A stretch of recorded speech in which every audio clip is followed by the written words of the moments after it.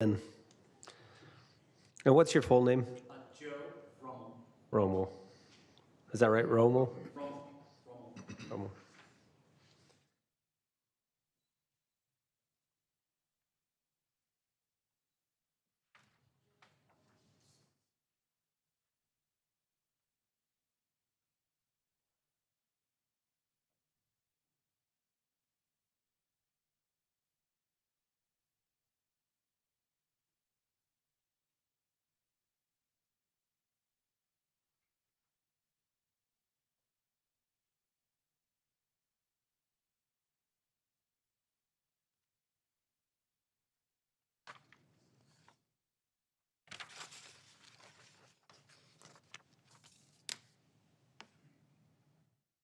All right. I'd like to welcome everyone out to our regular planning commission meeting for Thursday, May 20th, 2021.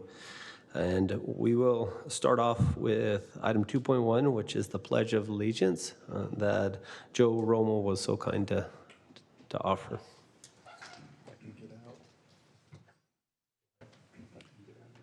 I pledge allegiance to the flag of the United States of America, to the republic for which it stands, one nation, under God, indivisible, with liberty and justice for all. Thank you, Joe.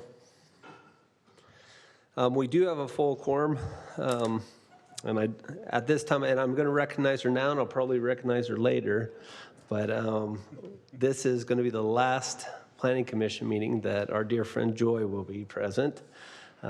She's wanting to leave us and go to another state, I guess. You know, if we like, I was thinking of doing this at the end, but we're happy to. I want to do it at the beginning because for some reason everybody wants to get out of here at the end. Because we do really, really appreciate your time. I want to state, I recall when we interviewed Joy for a position on the Planning Commission. And just as a personal note, when Britton and I were talking about our candidates, she claimed Heather and I claimed Joy. So I was so excited for your participation on the Planning Commission.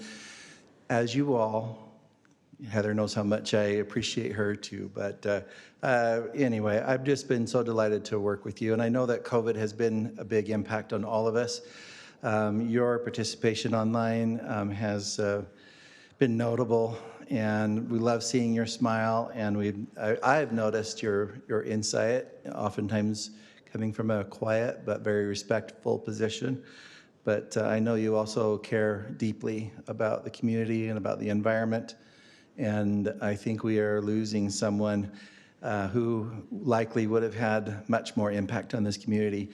As the commission knows, one of the roles of an alternate member is kind of a training ground and an opportunity to step forward into other opportunities to serve within the community. And we're going to very much miss Joy. Now, we all know that there are certain love languages.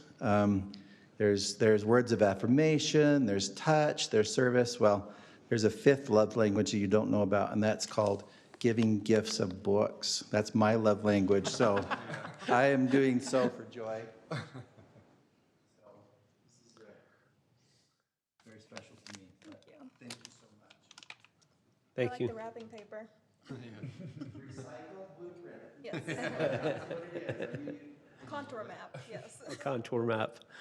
All right. Thank you so much. And again, everyone on the Planning Commission and hopefully the community knows as well how much you're appreciated. So we'll go on to item 2.3, which is just seeing if there are any conflicts of interest with any items on the agenda tonight from anyone on the Planning Commission. All right, seeing none, then we'll go to item 3.1. And this item is on for a public hearing as well. And just to make individuals aware of how the public comments and policy procedure goes, the purpose of public comment is to allow citizens to address items on the agenda. Citizens requesting to address the commission will be asked to complete a written comment form and present it to Wendy Thorpe, Deputy Recorder. In general, the chair will allow an individual 3 minutes to address the commission. A spokesperson recognized as representing a group in attendance may be allowed up to 5 minutes. And it's not a question answer, it's really allowing us to hear your comments and thoughts, and then typically it's addressed afterwards. And so we'll now go to 3.1, preliminary plot approval of residential subdivision, Eldora Ridge, and we'll go to city staff. Good to be with you tonight. This is the first time I've met Joy face-to-face, and apparently the last time, so nice meeting you. And then just a comment on Planning Commission in general. This is a voluntary service that you guys render, and it's certainly appreciated. Hope you guys never feel like you're underappreciated by staff, but we certainly know that you guys put in a lot of time and appreciate your efforts that way. So I love this format where I can see the whole screen. This is really great. After 40, you lose a lot of closeness in your vision. So the application tonight is for consideration of the Eldora Ridge preliminary plat subdivision. It's proposed with 16 single-family lots. It's approximately a piece of about 10 acres, and it's in the 8.25 zone with some zoning conditions that we'll discuss here in a minute. This is a basic layout of the subdivision here. As I mentioned, it's 16 new single-family lots. And there is an existing subdivision on the northern 5 acres of the property called the Allweiler subdivision, number 2, that will be vacated with the approval of this newly proposed subdivision here. This is an aerial view just to kind of get a better idea of how that will fit into the community now. As you look at this picture, you can see that there are some existing buildings on the property, and we'll discuss those a little bit further in the presentation as well. So in terms of consideration of approval, the things we're looking at is general plan and zoning ordinance compliance, as well as the engineering comments that we've heard earlier, and that will have an effect on this subdivision. In terms of the general plan, this area is within the general plan as agricultural, which allows for 1.8 to 2.5 units per acre. As proposed, this subdivision is only proposing 1.6 units per acre, so it's under the maximum threshold. There's no bonus density here to be considered or desired, so we feel that it's in a good place that way. In terms of zoning compliance, the rezone for this property was done in January of this year. The condition was that all of the properties on the west side would have to be at least a half an acre. And I'm going to go off on a little technicality here, but lot number 9 is only 0.49 acres. It's about 200 square feet smaller than it needs to be, so we just recommend that the lot lines be adjusted so that that does meet the minimum requirement of a half acre, which can be done without affecting the size of the others, without bringing them under half an acre. So I feel that's a minor correction. This is just to show that we did look at the lot widths on the cul-de-sacs to make sure that they measured the 85 feet, which is required. These all measured much larger than that. And then we looked at the setbacks on the existing buildings as well to make sure that they would fit within the required setbacks for the subdivision, which we determined they would. There is a building on the lot 13. This is a accessory building, so this is the garage of the applicant, Mr. Darger, and so this building will stay on the property. So in the ordinance, there's a couple of things that address yards, and one of them says that an accessory building cannot be in front of, or cannot exist in front of the single-family home. So it measures the single-family, the setback is measured from the existing home to the front property line. So this is obviously within that yard setback. However, when you get into the 8.25 zone, which is a little more specific, as it pertains to this property specifically, it does say that the accessory building, the yard requirement for those is the same as the home, so it would be 25 feet. This is obviously meeting that at 37. I think we got new drawings today, and they've changed that setback to 27 feet. However, that still complies with the front yard requirement. So we're recommending that be approved. Also, on the side yard, and this has been adjusted as well. So we just got new drawings in today. I looked at them for about 5 minutes before the meeting. One of the other conditions was on the side, on the west side of that existing building. So when you have an accessory building that's in a side yard, so it's not in the rear, if it's in the rear yard, you could go up to 3 feet from property line. But this is in the side yard, so you have to maintain the same, it's a 10-foot setback on the side yard. Obviously showing here, it's a 9-foot setback, but in the new drawings they proposed, it is showing that 10-foot side yard setback. Though that's a condition of approval that as part of your condition, as part of your approval tonight, that will be provided for. However, it's already been addressed in the new drawings. Okay. So this is the existing subdivision. As you can see, it was recorded with with public utility easements. Those utility easements are still in place. We would just recommend that the applicant do some research on those utility easements to see if there's any utilities in there that need to be moved and relocated to the newly adopted public utility easements that will be recorded with this subdivision. On Lot 13, there are a couple of buildings in place. So as I mentioned, there's the garage that Mr. Darger operates, and if you go and look at in an aerial, if you drive by the property, you'll notice 2 mobile homes on the property. Those were there, according to the applicant, in the early 80s, I believe, is when they were placed on the property.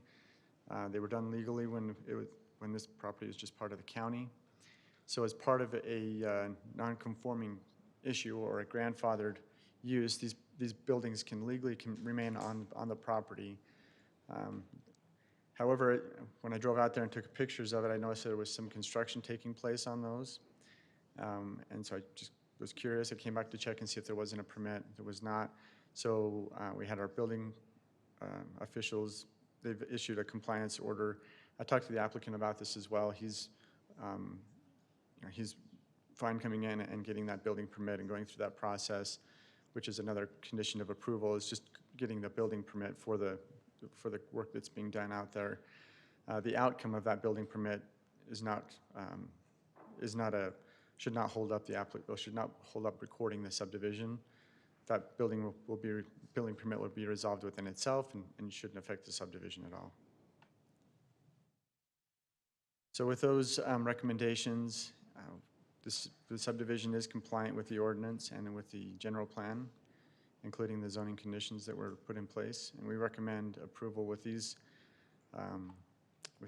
10 conditions of approval. The first one being, again, is that those engineering review comments be addressed and satisfied. And I think the rest of them I've addressed in the presentation or in the report as well. So, there was one other thing. Maybe I can go back to it here. So real quick question on number 8 there.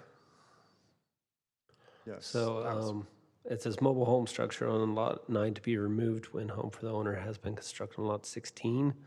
Once existing resident vacates mobile home, no future occupancy shall be allowed, nor can the mobile home be relocated on any other lot.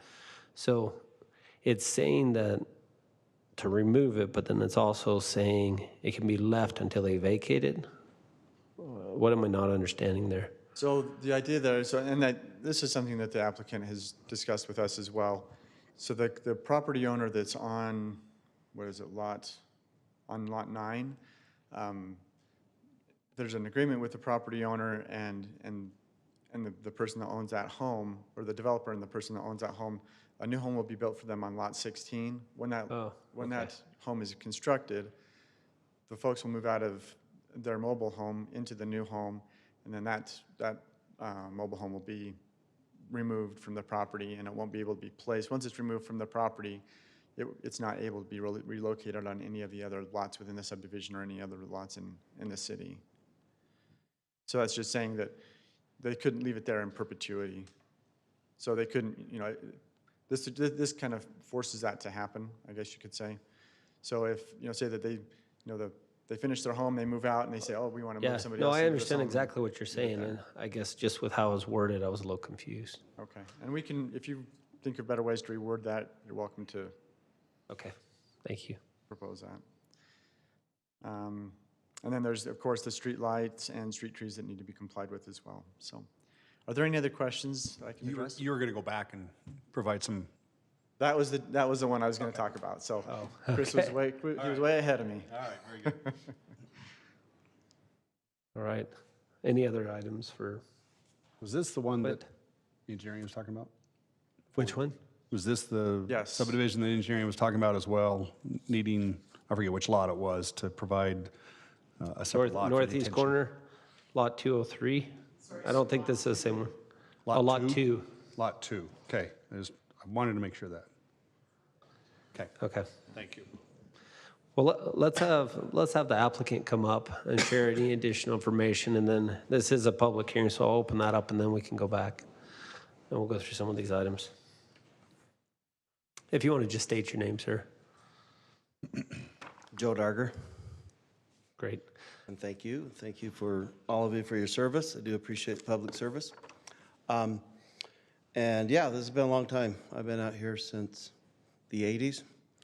And my neighbor, Mr. O'Weiler, has been out here since the 70s. So we're trying to fill that in. I've done many of the subdivisions around me. So I've built subdivisions where I plan on living, and this is my final piece to fill it in. So I'm trying to do it right. I'm pretty proud of what we're trying to do, and it's a difficult situation because you do have a lot of properties that have been grandfathered in, and working on all the agreements has been challenging, to say the least. So in regards to what he was referring to, yeah, to be very clear, I guess it's a manufactured home is on Lot 9, so that home we will be removing permanently, and that resident, Mr. Parrish, will go to Lot 16, so that's the agreement we have. It's pretty straightforward. I think we haven't really tried to push the envelope. I mean, these are all going to be really nice homes, as nice as anything else I've done in that area.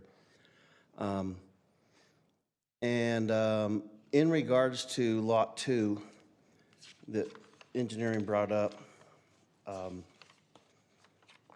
I did calculate what, even if I took what was calculated, can I bring this forward? Oh, we have, well, it's different than that. Oh, sure. I'll just pass it around. Pass it around. So this is that pond that's put on the corner. Okay. Do you want to just go back to it so they can hear it on this, record it? So he's talking about the corner. So there's a pond in the corner that'll take all the runoff from the north side of the subdivision. And I think the way that was explained to me, that needs to be on its own lot. So even if we were to square that whole corner off, that's only 4,000 feet. So it leaves that whole Lot 2 as more than, I mean, it still leaves it at, what is it? I need to bring out my glasses, sorry. We're 18,000, so that'll leave that at 14,300 feet. That's if we squared off the whole corner. So I think got plenty of room to make that as its own lot, and it'll have access from 7530, which is what the city requires, so. I think that addresses that. Yeah, I think staff did a good job of presenting it. Any other questions you have? Are there any questions at this point for the applicant? Any questions? No concern then with making that its own lot? What's that? You don't have any concern in No, I. making that change? Okay, perfect. I should have caught that from the engineer anyway, because I've done enough to know that's what the city requires here, so that was my oversight. No worries. All Okay, right. thank you. Yep. Well, thank you. Have a seat, and then I'll open the public hearing. All right, at this time, I'll open the public hearing.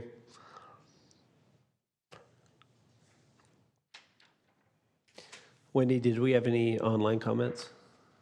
Yes, we received one from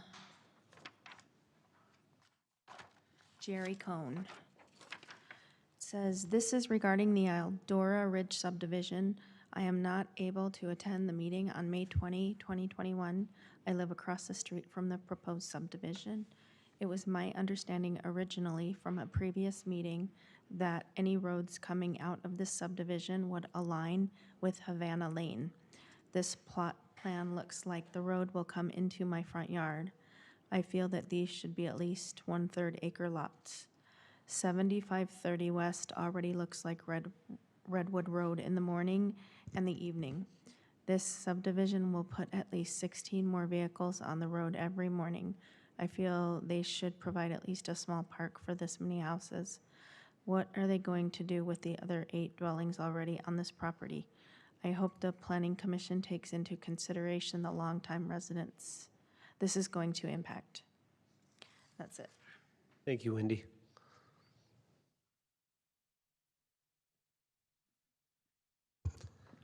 All right, if there's no other comments, we'll close the public hearing at this time, and we'll let the applicant come back up if you'd like to address this.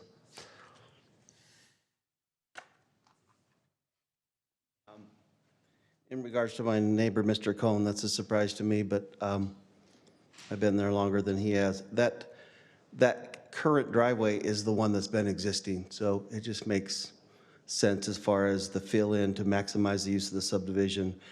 And I was involved with staff when we originally did 7530 West. We cut that road down 5.5 feet, so it wasn't a blind curve, so that it was safe. We talked to engineering and staff when we designed this, and it just made sense to do that.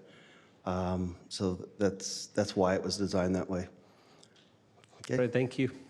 Any other questions for the applicant before he sits down? All right, thank you. If we could have our engineering staff come up for a second.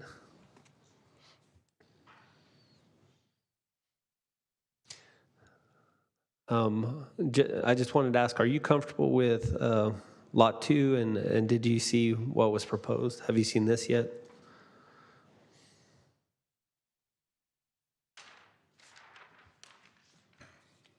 You're much smarter than me, so I wanted to see what your thoughts were. I don't know about that.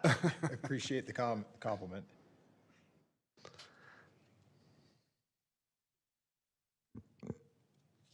So that shows the pond, but it just doesn't show the lot designation, but Yeah, that's so fine. But okay, But the we've size of the already- pond, you've seen that, I've you don't have seen any this. Yeah, I was problems trying with. to see if there was anything different Oh, here. That okay. I was like, I don't see anything different. But yeah, I have seen this. So Okay. that's the location where we thought we'd see the pond. We just want it to be in its own parcel. Okay. And so and just- not in somebody's backyard, so we can get in and maintain it.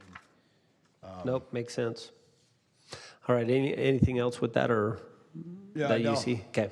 Nope. Awesome. And on the other thing, we worked with them to position that drive. You know, we wanted it in the middle of those two streets, Havana and Hall Crossing. So Okay.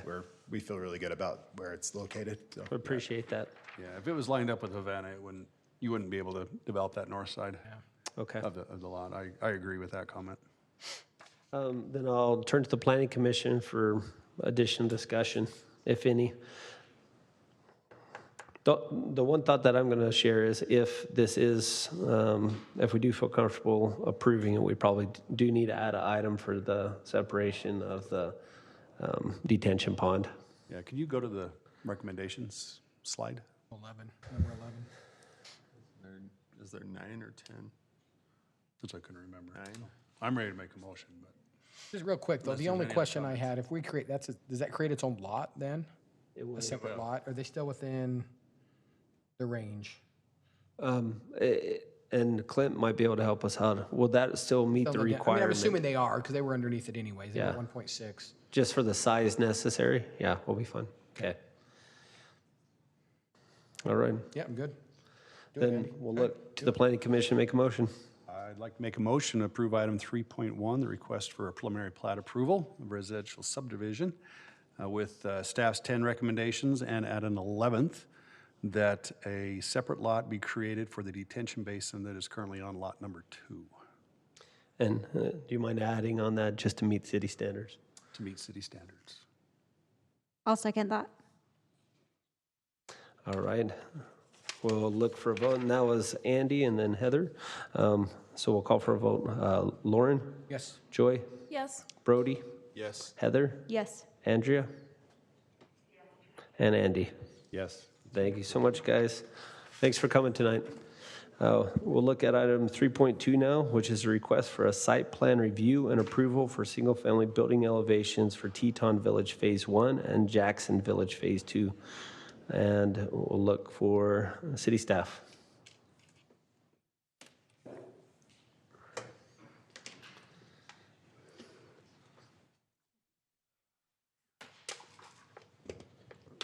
All right, good evening.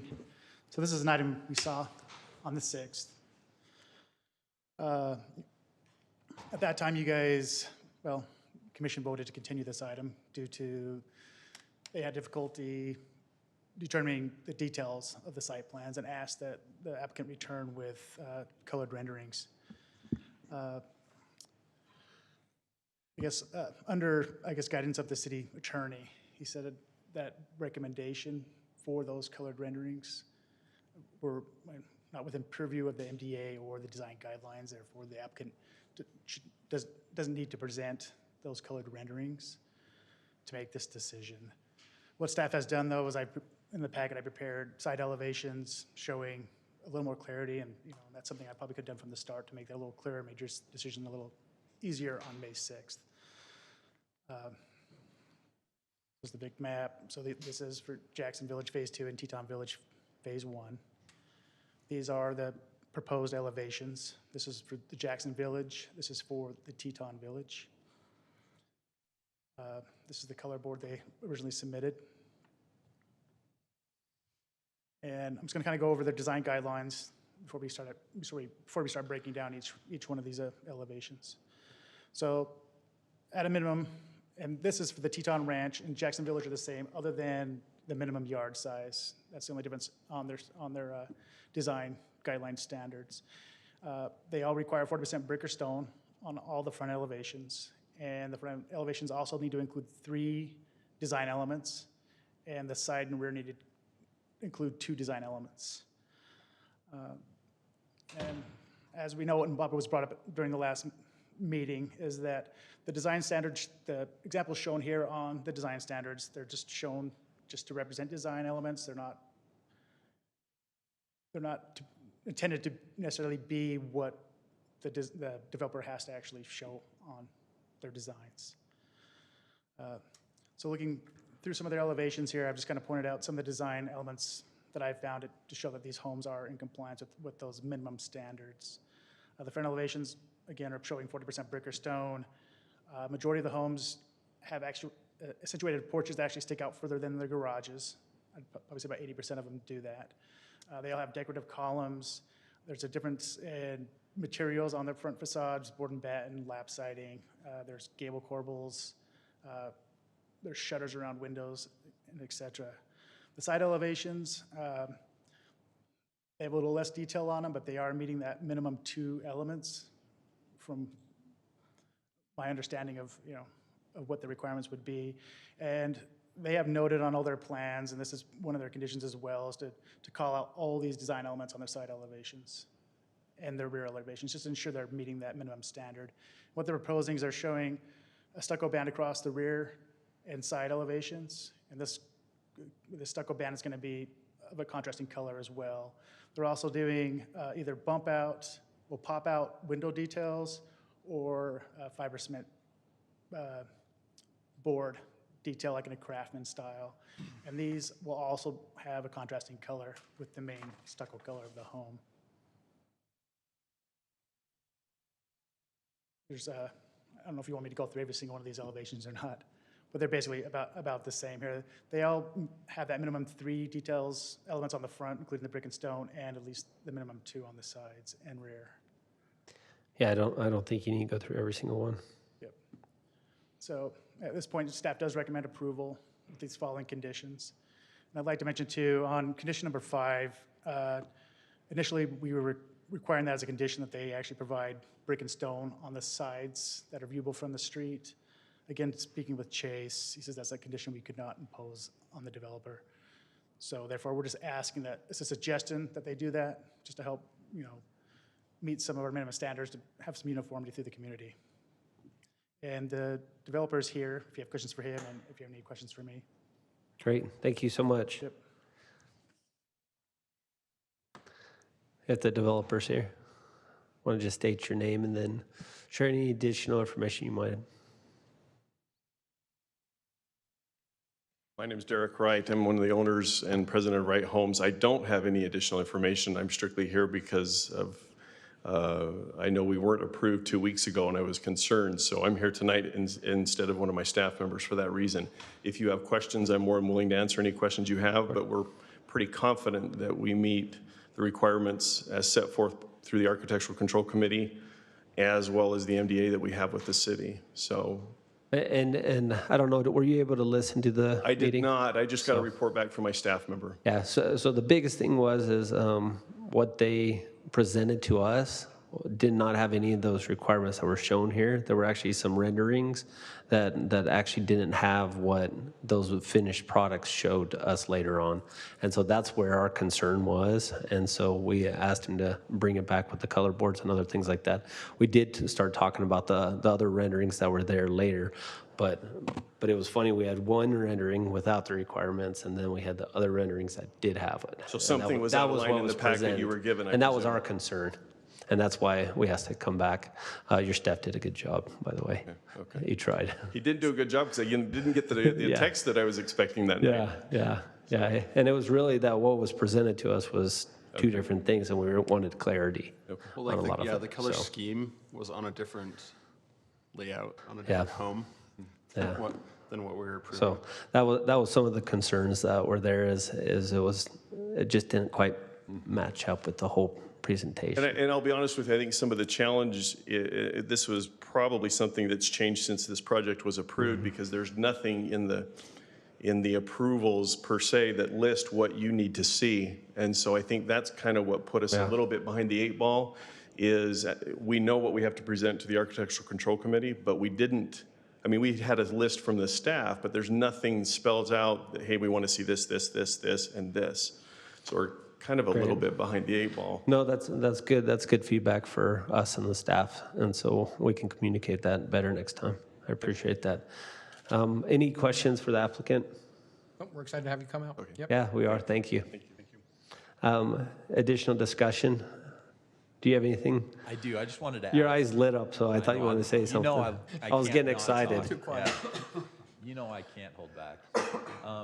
I just wanted to provide some of the MDA's procedural, not only history, but also kind of guidance with this regard.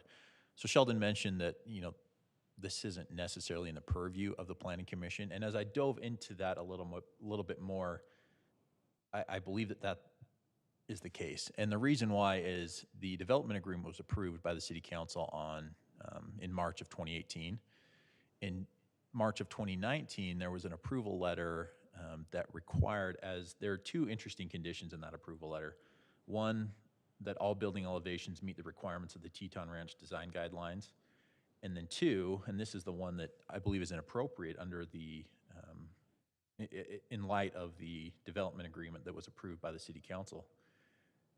That condition was that building elevations shall come back to the PC for final approval and to ensure compliance with the Teton Ranch Design Guidelines.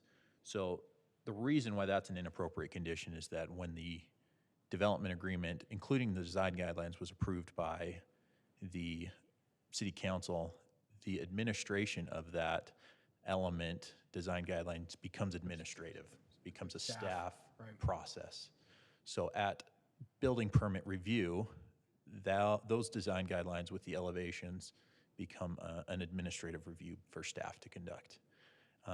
Had those been reversed, had the requirement from the Planning Commission been that those site elevations come back to Planning Commission for review, been before the approval of the development agreement, I think the process we went through here would have been appropriate. But the way it was done and the order of operations with those two things made it such that the City Council had already approved those design elements, and if they are met and approved by our staff as well as the ARC, the Teton Ranch ARC, there's no need for it to come back to the Planning Commission. You're saying we didn't even need to see this. We didn't need to see it. I wanted Sheldon to give his presentation because he worked hard on it. Eric, we'll buy you yeah. a swig on the way out of town tonight. So, All right. So is there no motion we need to make on this? Is that what you're saying as well then? you can make a motion. I'll tell you this, you can't deny it, right, because it's for staff. But if you want to make a motion to make yourself feel Well, we can. It would just give a lot more work for you. it would be a lot more work for me, yeah. So, Okay.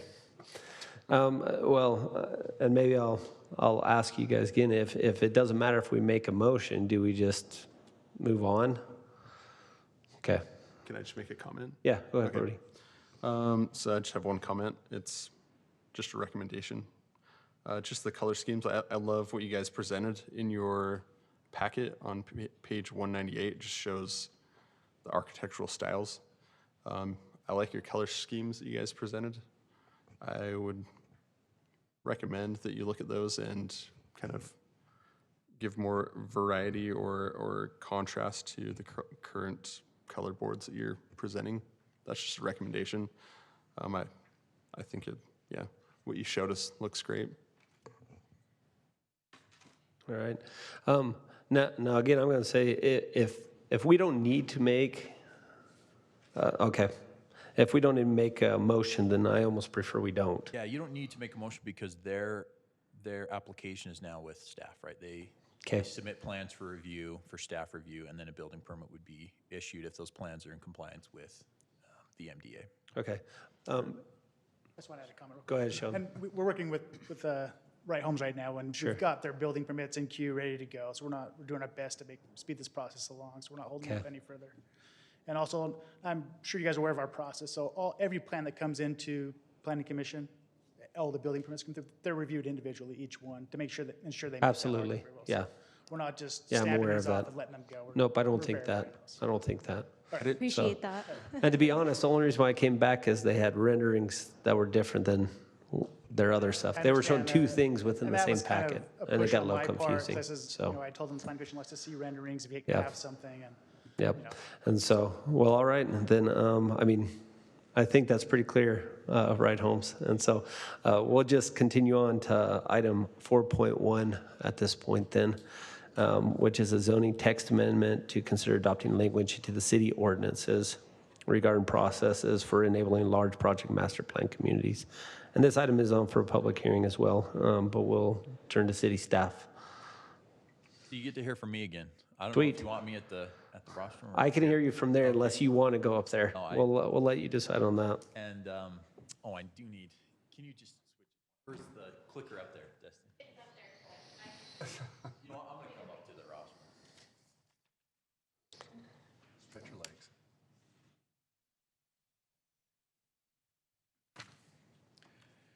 So just a little bit of history. At the last Planning Commission meeting, Michael and myself introduced this potential text amendment and asked if the commission would have any appetite in entertaining that. We did receive the direction to go ahead and process that, and so that's the application that you're seeing here before you today.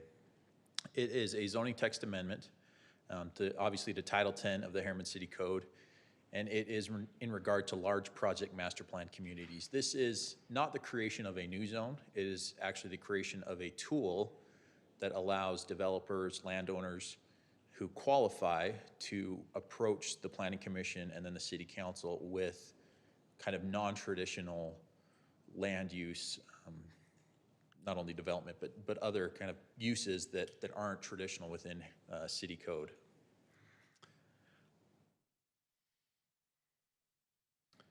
Harriman City is the applicant. I am the one who's prepared this text amendment in conjunction with our planning department.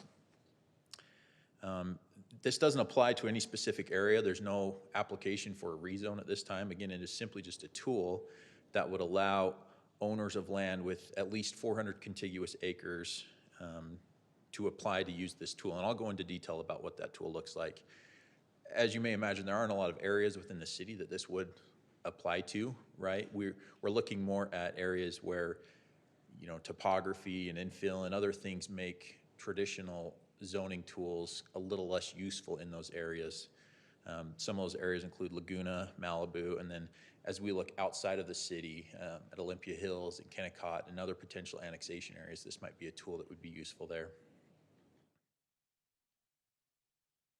So as we look at the existing codes within the zones within the city, these are kind of our traditional zones. We've got an agricultural, residential, recreational, commercial and office, manufacturing, mixed use, some overlay zones, and then we also have our auto mall special district, which was recently created.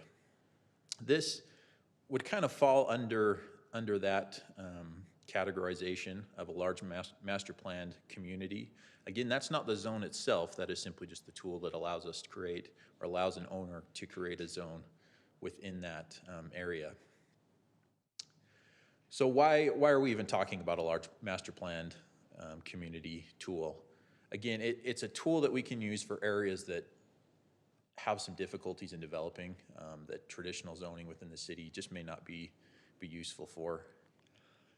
A lot of these areas may be large master planned developments that are going to take years to build out, and those zoning tools that are put in place at the beginning may not make sense 5, 10, 15 years down the road. So it allows for some flexibility in timing, of building an area that is over a certain size. It's going to take a lot of years. Again, it also allows for kind of these specialized zones that, due to topography, other difficulties in developing, may make a little more sense when we're discussing certain types of land use, town center zones, recreational zones, again, that within the city just don't necessarily fit within certain development areas or potential development areas within the city or outside the city's current boundary. One of the unique things about this is it codifies a requirement for a development agreement. And that, as we all know, is a tool that is kind of difficult to maneuver, but it sets forth the requirements of that development agreement.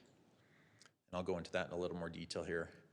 And it does require, this is like any other land use application within the city, it requires the Planning Commission's consideration of the zone, of the development agreement, of those items that by statute and by case law are required to go through the Planning Commission before they're recommended to the City Council.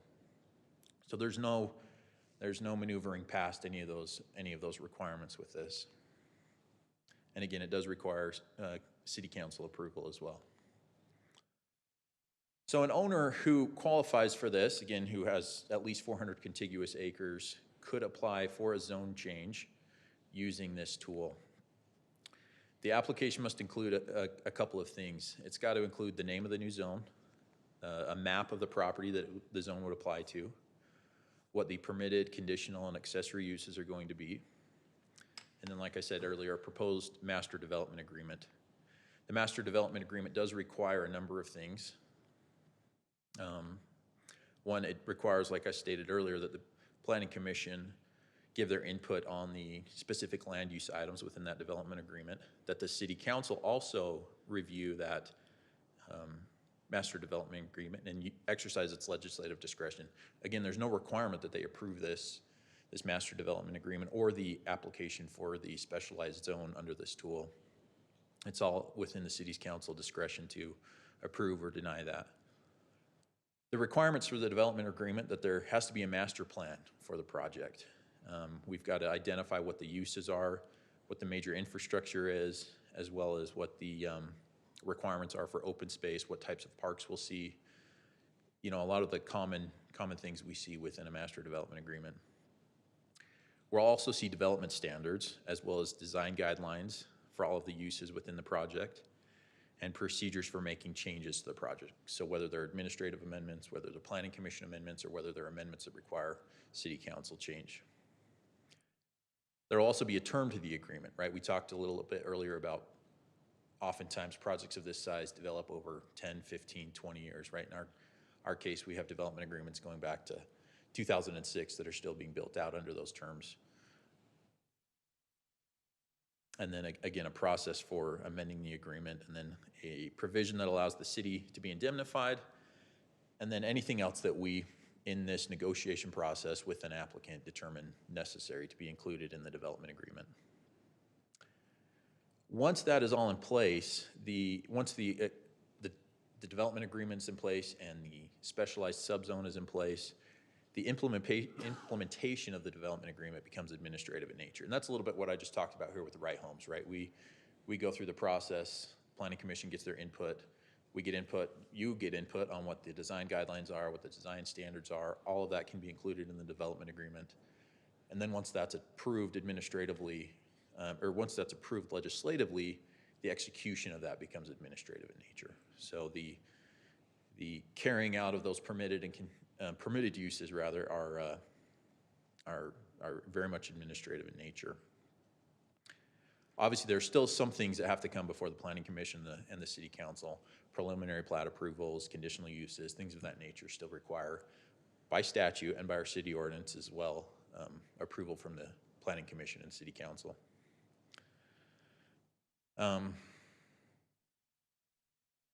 I wanted to jump to the language of the ordinance. If you've got that in your packet, I didn't post it on here. I figured it would be difficult to read. And I don't know what page it's on in your packet. Maybe you've got it pulled up there. But it's a very simple ordinance. Again, it's not the zone. It is the tool that allows an applicant that qualifies to approach the city and request a specialized zone. The ordinance starts out by just identifying some findings, identifying the reason why this potential tool would be useful, some of the benefits of having it within the city and having it be a development tool for these specialized areas. It also sets forth the requirement of 400 contiguous acres. So owners of land with 400 contiguous acres are the only ones that qualify to approach the city to use this tool. That number, we didn't come to that number using exact science. I think there's some flexibility in there. There may be some discussion that you want to have about that number. There are other cities that have this tool, and their ranges go anywhere from 100 contiguous acres up to 400 contiguous acres. So that may be something you want to discuss here tonight amongst yourselves and get some feedback on from the public. But, you know, I think as we look at the purpose of this potential tool, which is to identify areas where standard zoning tools may not be the most effective, right? Identify what acreage we're looking at where we may want to work with a developer to apply some specialized zoning to that area. Again, there's not an exact science. I think there's a number that makes sense. I included the 400 contiguous acre requirement, again, because I looked at some of the potential annexation areas outside of the city's boundaries, and then Laguna and Malibu within the city's boundaries that kind of fall within that realm. I believe one of those areas, when taken together, Laguna and Malibu, they exceed that 400 acre requirement. When separate, I think one falls under and one is above. So that may be something to consider as well. The ordinance also identifies the process for applying, which I've gone over. Again, it goes through Planning Commission, it goes through the City Council. All of that's negotiated. One important element is an application doesn't vest any rights in the owner. They don't have any development rights simply by making an application, because what they're asking for is essentially a rezone and a development agreement, which would then vest their development rights. So that's an important piece as well with this tool, is that this is an application. If the application fails, they can resort to standard zoning tools. How does something like this, and because I know there's potential, how does something like this work with something that already has a pre-established master development agreement? This would work, or pre-established development agreement. That land would have to be annexed out of the development agreement. The existing development agreement would have to be amended. We've done something similar with Rosecrest and Wasatch Hills. There was some land that was taken out of the, let me get this right, the Rosecrest development agreement. And let me amended rephrase into, that then, because I think I asked the question wrong.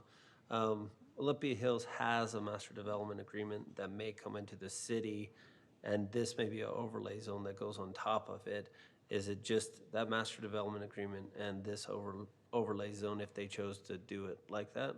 Is that what we're saying? So in that specific example, that development agreement is not with us. That development agreement is with the county. I know. That's why I'm curious how things like that work. So using that example alone, we would negotiate a potentially new development agreement with the property owners there using this tool, right? Same thing if we were to look at Laguna. That under the Wasatch South Hills development agreement could potentially be annexed into Wasatch, or because it's not already in an existing development agreement, we would simply negotiate a new development agreement with those owners. And I'm trying to, and you can tell me if I'm wrong, but some of the benefit for the developer and some of the benefit for the city, I mean, some of the benefit for the developer is this allows them to streamline and not have to take certain things even back to the planning commission because it's just going to go through staff and be done. Versus right now, they have to bring a lot of these items back automatically.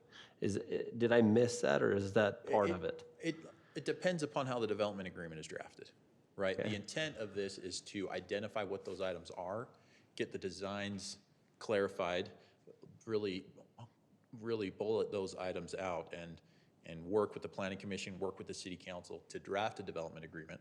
And I'm not opposed to it either way, depending on how it works. Right. Because to be honest, sometimes things come back and we're like, why did they come back? Why did it come back? Yeah. Yeah, so I get it. I'm just And- trying to make sure I understand that a Right. little.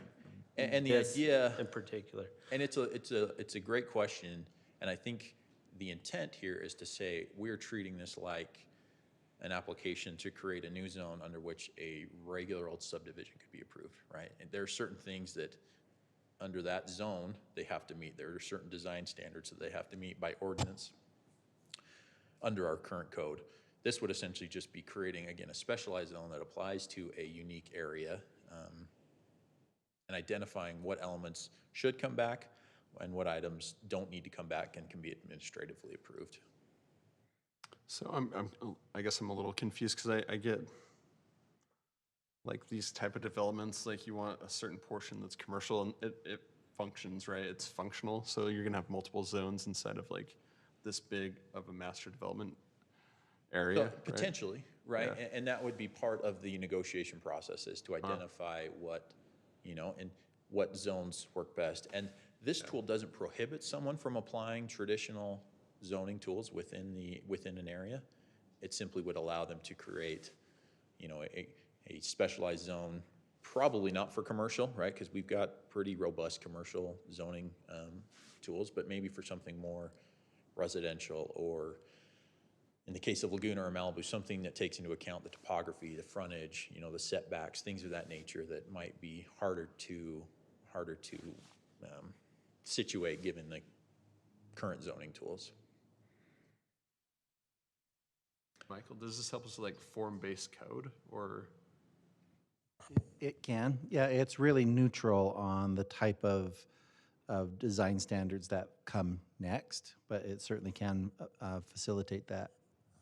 And that would be part of the development agreement, right? The form-based code could be built into the design criteria of a development agreement as well.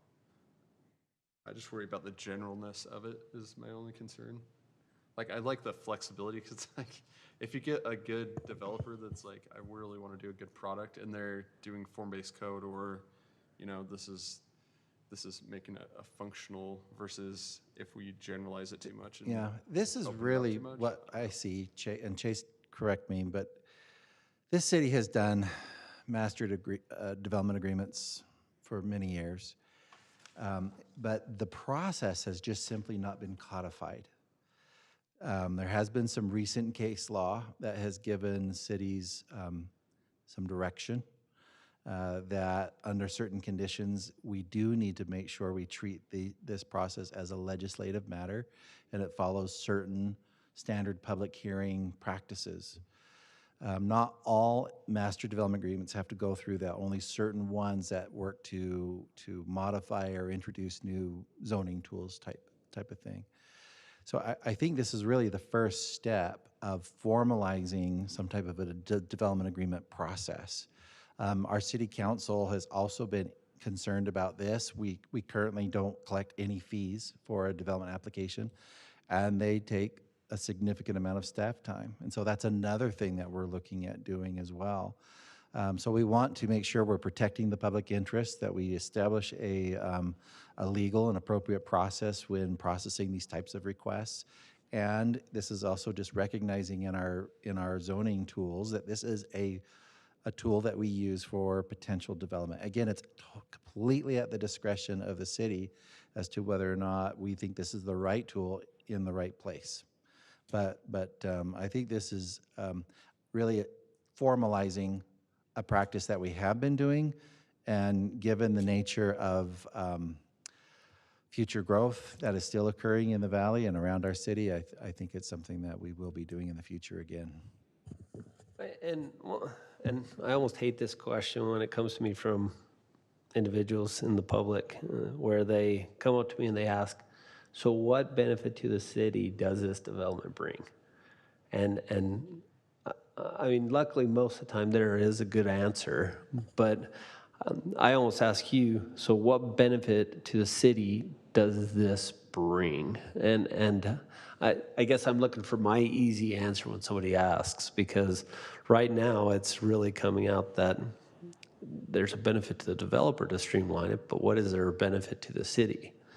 And that's what it sounds more like to me, because I mean, there's lots of developments out there that they do a great job with homes, and they build nice townhomes, multifamily, and it's a nice community, but they sometimes just don't have anything in it that's a benefit to the community past now you have a house. And that's the part that's becoming more of a struggle and a harder question to answer lately.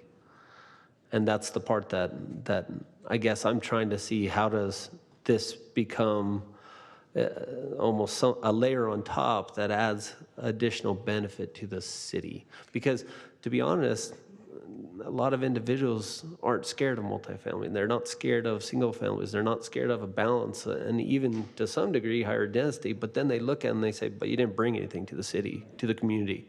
Now I have no backyard and I have nowhere to go. And that's the part that becomes a huge struggle lately. That's kind of, yeah, to your point, kind of that's what I'm trying to wrap my brain around, because I like that it streamlines the process, but. And I agree with feel it in a lot of things. Yeah, I feel like the elements that we're missing, like if you're gonna do X amount of acreage, then you have to provide X amount of open space that's. And that would be park or my whatever. answer, is really an easy one. This is a negotiated process, right? This isn't you come in and if you're zoned 8.25, this is what you get and this is all you have to do, because we can't require anything of a developer who's coming in under just a regular subdivision, right? And so that would be my answer to you, is that this is a negotiated process where we have an opportunity to ask for additional things, right? And that largely falls on your shoulders. And I the mean, city some of council's this, shoulders. maybe it'll help stuff from slipping through the cracks. I mean, there was a community that had this great plan, pretty pictures, everything, and they even had something that they were giving back to the community, and then the master development agreement let it slip through that, well, I don't have to pay for that. I just have to give you a piece of land and you have to build a city. And then it became unfeasible. Right. And those are the things that I worry about a little bit, because it seems like some of our layers are not bringing that one benefit to the city that the community says, yeah, it's awesome. And the benefit we have is we've been doing this for so long in the city, right? For better or worse, we can learn from those areas where we've let something slip through the cracks. And like Michael said, we've been doing it kind of informally for so long. There hasn't been a codified process of what needs to be included, what needs to be addressed, what that procedure really looks like. And this shores up a little bit of that, right? I just want to make sure we don't have to fight for everything that makes a good development good. You know what I mean? Yeah, no, it does feel like sometimes it becomes a fight, and I mean, I think we have a pretty progressive group up here. I think a lot of developers would be surprised if there was a benefit on top of, I brought a bunch of homes to you. And maybe they don't express it very well, I'm not sure, but sometimes we get, yeah, you have 250 homes and you have a pocket park in the middle. An additional requirement of this, as has been identified, is this doesn't bypass any of the public hearing requirements. So we also get an opportunity to hear from the public on what it is that they want. But once the master development agreement gets tied in, our hands are tied, and it's really just, like tonight was a prime example. It came to us, and we really couldn't do anything because of the master development agreement. And I mean, to be perfectly honest, I think they have a good product. And I think it'll turn out just fine, but it's just. That's a part of that's the whole part of the negotiation. I think he's talking about the master development agreement. We gotta make sure those things are nice and tight as we go through. As I was looking at this, I was thinking, why are we limiting it to 400? But as you talk, 400 acres is more. You talk about, I think the smaller ones we let the regular plan come into play. These larger ones, you're almost developing a sub area plan where they can come in and it can have multiple, zones or whatever within that. And I think that's the benefit, actually. I'm liking what I'm seeing actually here. Because it can be its own town center type community and include the well, I won't go that far, but anyhow, the single family, commercial, parks, open space, all that. That's all a part of the negotiation. We got to make sure that we're preparing those master development agreements appropriately to take care of that so that, personally, I'm liking what I'm seeing here and have that flexibility. At first, I was thinking, well, let's go smaller, but there's a different process for those. Let's keep it a little bit bigger so that we can have a good community type area to master plan a sub area within the city. Right. And this isn't a unique tool to Harriman. Like I said, this is in other communities. Salt Lake County has their own, Syracuse, St. George, a lot of other places have kind of their own tool that they tailor to what their needs are, right? And what their policymakers have determined is important to them. Well, like Andy was saying, I like this because we're not going to get the little subdivisions that we get around here, 20, 30 lots here with the fence around it, and then 20, 30. This is going to be, I think connectivity is going to be huge in areas like this. I mean, it's going to be vetted out. We've got a new city attorney, thank goodness now. That's Fine, right? I mean, it's going to be a big difference. I don't mean that, no, nothing to bash on the last guy, but that's going to be a better process now. So that's why I'm thrilled with this. Yeah, I think our communities evolved quite a bit, that they're not scared of growth. They're scared of getting a bunch of growth without a benefits with it. I think that's what they have become more worried about. And there are some areas off of Mountain View that are prime examples of it. We have heavy growth with nothing for the community over there. I mean, can we add something in there that's identify community benefit? So you're making a recommendation to the planning or to the city council, right? You can obviously approve or deny or approve with recommendations with additional conditions. And that, obviously can always be one of them. For me, I'm not tied to the 400 acres. I'm not either, yeah. You want more? No, just kidding. No, how do you know how big the Dancy property is? Was that? That was like 300 and something, I thought. Oh, that was that big? Yeah, it is pretty big. Okay. I think one of the areas, either Laguna or Malibu, is like 270 acres. Yeah. When taken separately, right? When I came up with this number, I just looked at them collectively, and it was over 400. But if they were to be developed separately, I think one of them is 260, so that might disqualify the 400 were the requirement. I don't know. For me, But I think the personally- future ones are the only ones that probably would be in consideration with this at this point. And I think even if the requirement were 250 or 200, I'm not aware of any areas in the city outside of those I've already listed and other potential annexation areas that would potentially qualify. I actually like it not decreasing as much, because then we sometimes get sliced up a little more and it doesn't become a whole designed community as well. I guess some of that occurs sometimes when we get them too small. But 400's a nice round number unless we find out it's not. So that's all I have, unless you have any other questions to hit me with. Let's do it. Okay. I don't know, I think it's fun. Thank you. Any other discussion from Planning Commission? I don't know, just for me, the acreage at 400 seems high. Just because I feel like if you get over 100 acres and it's all single family, it should have additional zoning for other property types. But those other Well, this would allow that. Yeah. This Yeah, is this also does still allow- on for public hearing. I don't know if you wanted to open up the public hearing and then have discussion, or. Oh, yeah. Yeah. Sorry No, to but I'll do jump that into your real quick. procedure here. I'll do that real quick. Yeah, I think I looked in the audience. We will open the public hearing.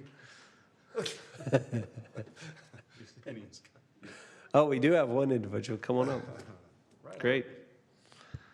I'm Reed Dixon. I'm with Infinity Consultants, and Great. we've been working in Harriman for well over a decade. We've done a lot of projects with Soccer Complex and South Hills and projects in that whole region and area. Yeah. I very much enjoy working in Harriman City. I've always said that it's predictable and we can rely on each other and work together well. We welcome this planning tool. This planning tool is not a requirement or something that we can leverage or force. It's actually just an alternative. It's an option. And we support fully all the language that's in here.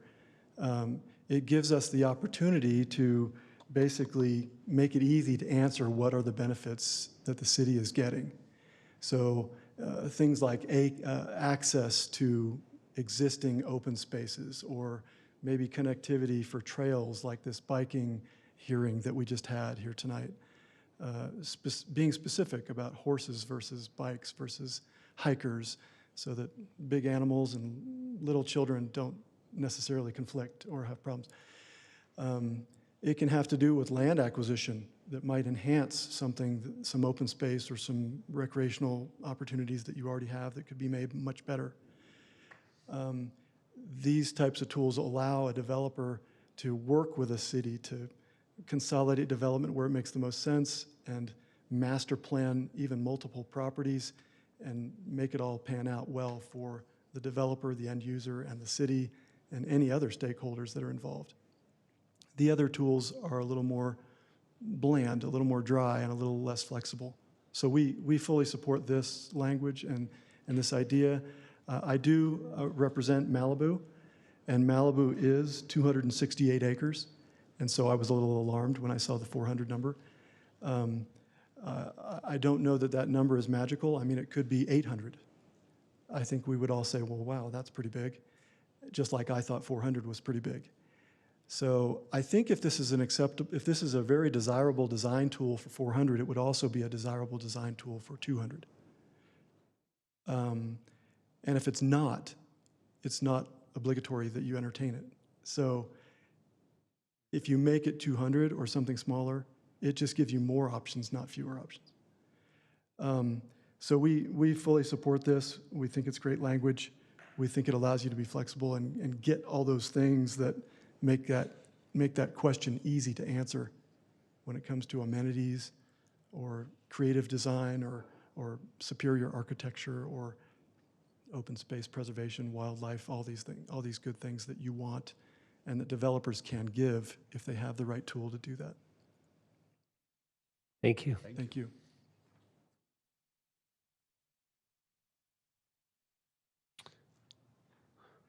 At this time, I'll close the public hearing. Thank you for your comments. And then we'll look at Planning Commission for additional discussion. I appreciate the comments, very much to hear that side of the perspective as well. So, I guess hearing that as well and seeing it as a tool, maybe even for that development, maybe we do go down to a recommended 200-acre type opportunity. I don't want to go too small either. No. I don't want to have, too much flexibility. Some of those smaller ones, as has been mentioned, we don't want to go so small that, everybody's going to try and come in under this. We need to have some specific requirements for those smaller ones, right? And for those smaller properties, we still offer a planned development tool. Yeah, right. So, yeah. So, but maybe for this situation where there's some center entertainment, where we do look at a 200, where they could come in even if it's already approved.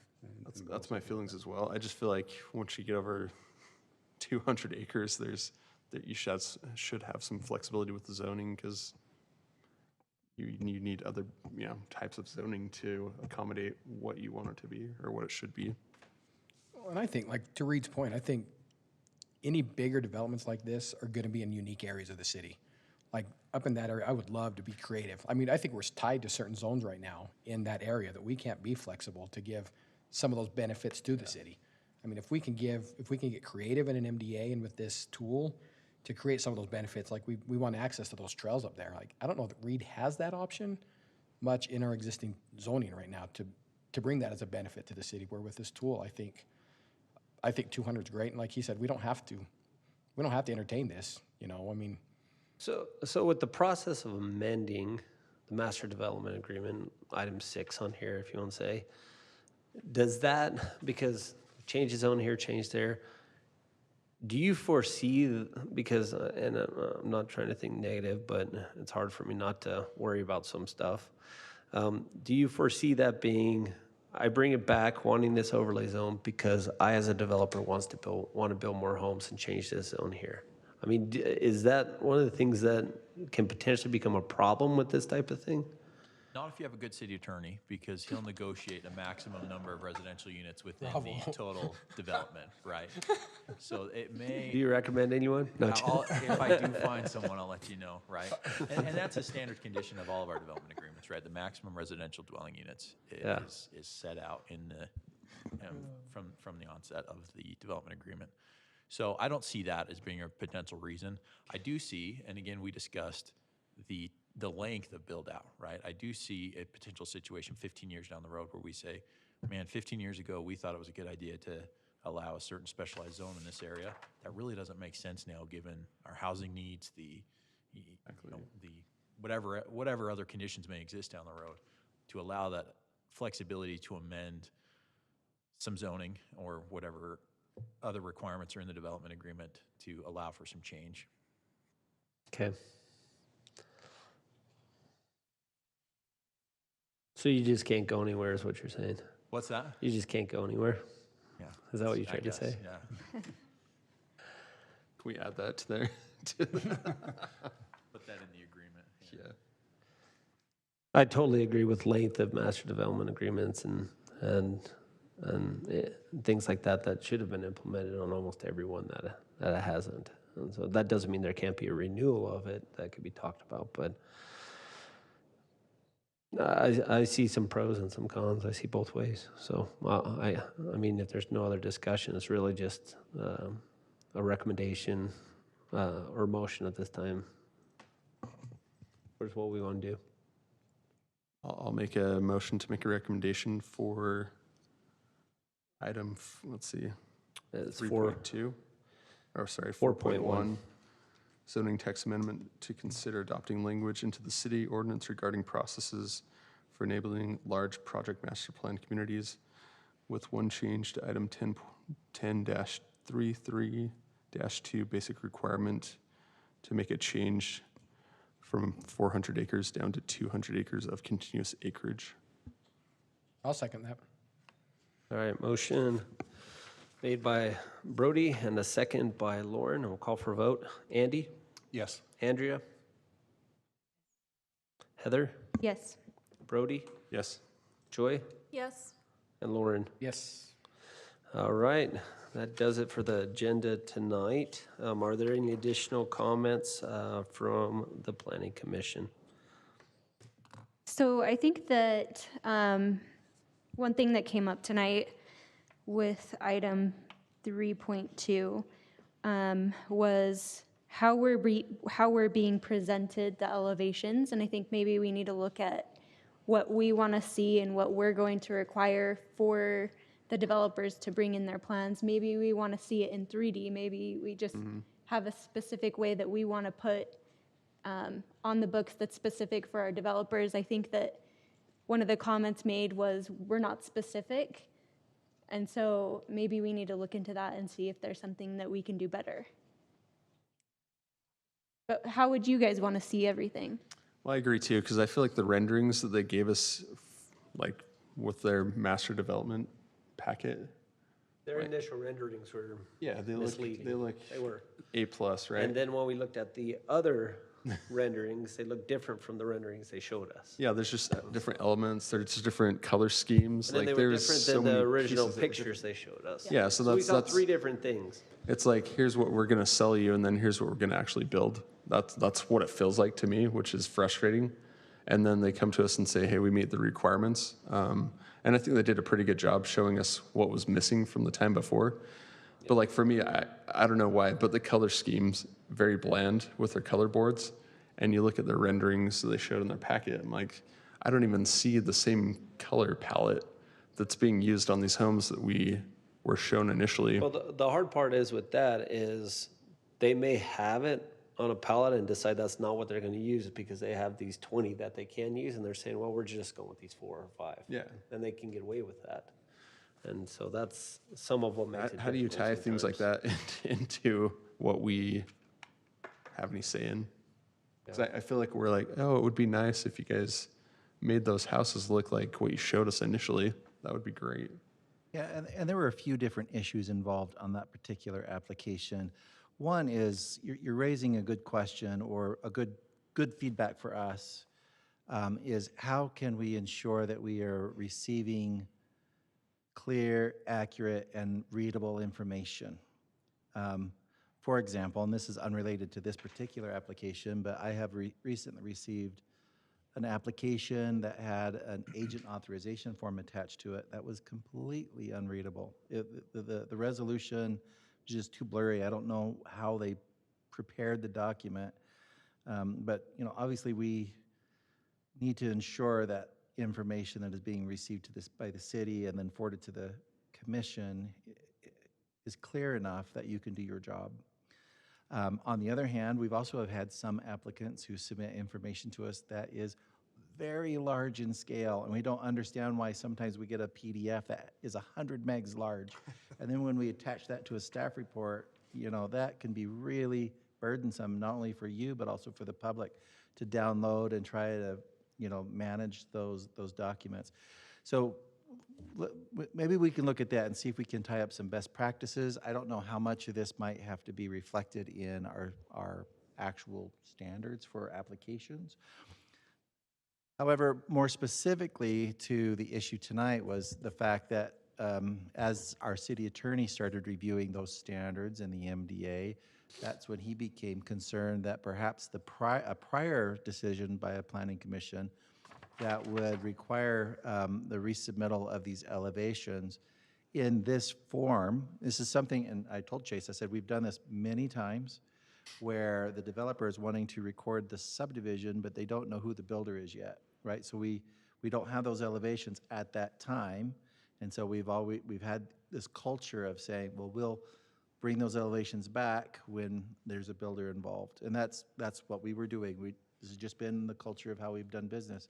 But in this particular case, as Chase has analyzed the MDA and the timing of the Planning Commission's decision, you're of the opinion that moving forward for this particular project, that should be an administrative review. So, Right. So with that being said, I mean, does that not put a new stress on the individuals that go out and actually inspect? The inspector saying, okay, this meets the requirements or anything like that? Because, I mean, I know there's cases where what is built has been different than what was proposed. And it's happened way too often. And that's why this process has always been happening, because it happens way too often. They build something completely different. There's no consequences. They just don't do anything. That is another issue. And I mean, not specific to our topic tonight, but we have been discussing administratively. Right now, when a developer is near completion on a project, they request what's called an occupancy permit. Mm-hmm. And different divisions of the city will go out and inspect the project. And as you can imagine, with zoning reviews, at the time of occupancy, if something has really gone wrong, it's really painful if we're that late in the process of identifying a problem. Unlike our building inspectors, you know, who are visiting the site throughout the course of construction, because we have the staffing to do that. You know, we just don't have the staff to monitor throughout the course of construction for zoning compliance. Now, this is not unique problem to Harriman. Every city that I worked in has really struggled with who and how are you enforcing what's happening between the building and what's getting built on the street. So that's going to be a much larger conversation that we need to have as a city that obviously has a significant impact on how many employees we hire in the city. And right now, I know our finance director is very concerned. Anytime we talk about hiring somebody, he does a good job of protecting your tax dollars, and it's not very easy to open up that recommendation for the council. So yes, I think we do need to talk a lot more about this issue, but I think inspections is probably a key part of that discussion. So I just have a question, like in our packet, page like 202, you know, it specifically says windows on garage, and none of our renderings have any windows on the garages. Like, what is, like, can we go back to the developer and say, hey, you're supposed to have windows on your garages per our agreement? It's like outlined, but I don't know that it's like contractual. That's what I'm trying to figure out, like stuff like that, where we can hold the developer to, here's what you said in your packet versus Because what you to be show. perfectly honest, when it goes from master development agreement to builder to planning commission to someone inspecting it, at that point, they've never seen this, what their requirement is. And so they're saying it meets all our city standards, but doesn't necessarily meet the design standards. And they're not educated always on the design standards of that specific community. And so, and I don't think it always happens, but it has happened. And I know you can even venture to say, in our backyard right here, it happened. Because it's not the same thing that was said. But there were two different images, and they went with one versus a different one and decided that was why it was okay. And then they have some area where they can make it hard on our lives as well, saying, well, this was something presented at some point, and it's like, well, we asked for this. Well, yeah, this is really close, so look at it. And it gets really blurry. Yeah, and you bring up a good point, Chris, is that the development agreement is negotiated with usually the owner of the property. And then the owner, in most cases, will often sell off phases of that to different Yep. builders, and different builders will come. And sometimes he promises things he can't. And we don't know that, right? I don't know. That may be the case. And they'll come in, these builders, maybe not having reviewed all of the design criteria for that particular development, right? And so then they're playing a little bit of catch up, or maybe they've already submitted an application or whatever the case may be. And in this particular case, right, using the window as an example, this will be something that our staff will catch upon plan review, right? And I think what has traditionally been the practice that Michael pointed out was that we would come back and we would bring the builder in front of the planning commission and say, all right, here are the design guidelines that you're required to follow. And then they would go and then submit their application once those had been signed. And it's like seven sets of eyeballs one last time. Right. And that's why it's always been beneficial in the And process. I respect that process. However, they're not required to do it because there's already A master Correct. development There's a agreement master development that agreement. the For better two or lines worse. allowed them not to. Right. Yeah, For better or I get worse, it. it allows them to bypass that procedure. So, again, I wanted Sheldon to give his presentation. He worked real hard on it, and You did great. You know, You did I great. thought you guys deserved the chance to hear it again. But if that's something we want to change, you know, we can build that into future development agreements. Is to say, all right, here are design guidelines, but they have to come to the planning commission one more time. I don't even know if that's the answer, It may not as be, having other checks and balances to make sure that what has to be done is done. And we have builders who do get denied building permits because their plans don't comply with the design. Oh, yeah, When we agreed. point that out to them, they will make that correction and it gets fixed. And like Michael said, if they build it and it doesn't follow the design guideline, we give them a call and say, hey, we're not going to issue your certificate of occupancy. And then I get a phone call from someone's attorney and we have a fun conversation. So there are checks and balances built in place. Oh, I know. Not only within the development know. agreement, also statutory. But see, that's one of the things that from a planning commission perspective, I really view it as nothing but a checks and balance. That's really what it is. And so it's trying to meet ordinances and general plans and trying to make sure that those things are in line. Two other comments relative to this. First of all, when I came to the city, it was because of the volume of the work that we do. If there was an architectural review committee letter, our prior staff would often see that as kind of like a green light. I mean, we would still check setbacks and height, but as far as design, we would just forward that through. I started asking our staff at that time to at least audit those ARCs and see if there was general compliance. And eventually, Nick and Sheldon started actually looking at all of them. Again, just to have that second set of eyes.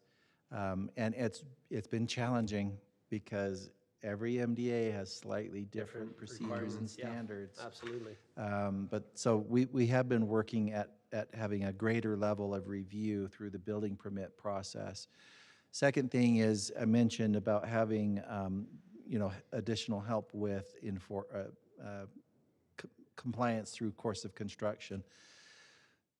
Hopefully, actually, in this budget, there is a part-time position that Blake, the Community Development Director, has supported. It's just kind of a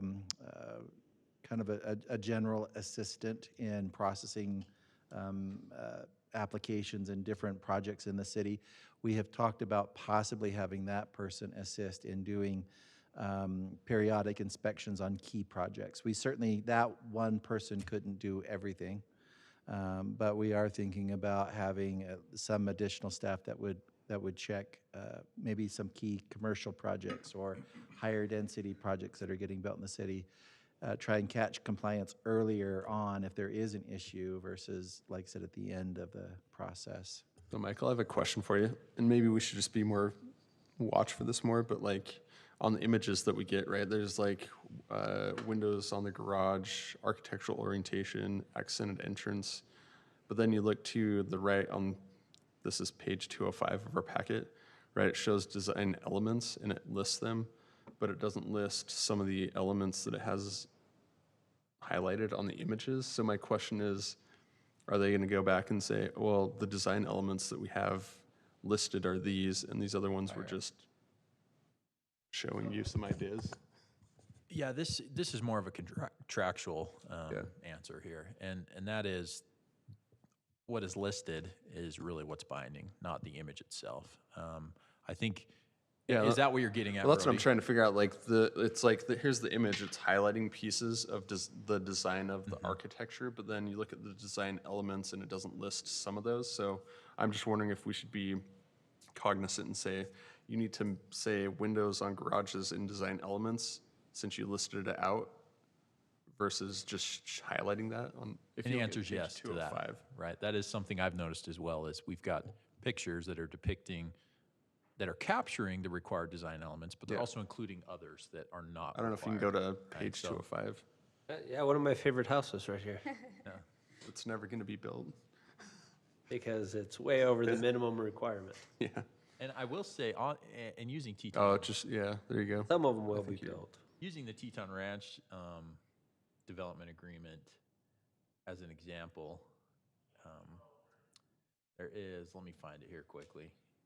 Yeah, this is just what I'm trying to point out, where we have, design elements are on the left, but then there's some design elements that are pointed out but not listed in the design elements. So there's a line, and I caught this, and an attorney would catch this little fine print on page 14 of the design guidelines, which, oh boy. You see the bottom page numbering, Destiny? It's page 14. That's page 2 right there. Okay. Oh, there's 23 now. Go back up. Oh, that was 22. That was 20-something. Just cut it off.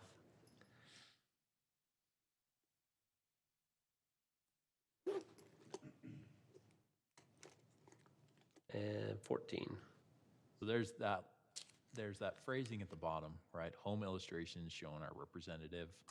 And then the last line, the actual home architecture is currently being developed and will reflect many of the design elements shown, right? So there's your legal language that says, we're not going to give you this exact image. And those all fit on a 1/10 of an acre, right? Yeah, exactly. So, Yeah.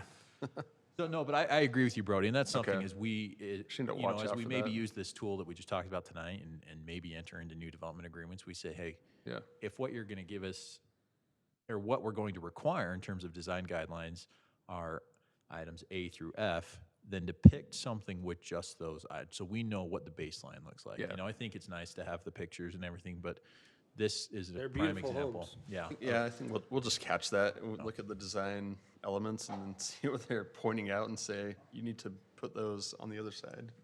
Okay. Any other discussion or comments?